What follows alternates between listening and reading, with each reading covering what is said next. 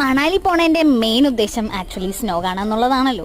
അതുകൊണ്ട് രാവിലെ തന്നെ നമ്മൾ ഡ്രസ്സൊക്കെ വലിച്ചു കയറ്റി സ്നോ കാണാൻ പോവാണ്. ആ പോണ വഴിക്ക് ഇങ്ങനെ ഡ്രസ്സസൊക്കെ അവിടെ റെൻറ്റിന് കിട്ടും. നമ്മൾ സൊലങ് വാലിയിലോട്ടാണ് പോയത്. അവിടെ ഡിഫറെൻറ്റ് ആക്ടിവിറ്റീസ് ഉണ്ട് സ്നോയിൽ ചെയ്യാൻ പറ്റുന്നത്. നമ്മളതിൽ ചൂസ് ചെയ്തത് സ്കീയിങ് ആണ്.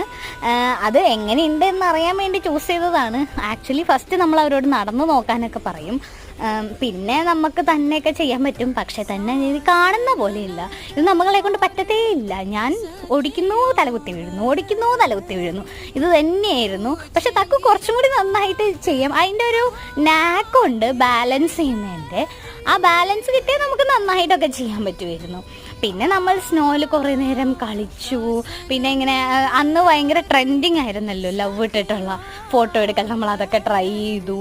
പിന്നെ അറഞ്ചം പുറഞ്ചും കളി തന്നെയായിരുന്നു. അപ്പോൾ അത്രയേ ഉള്ളൂ. Thank you.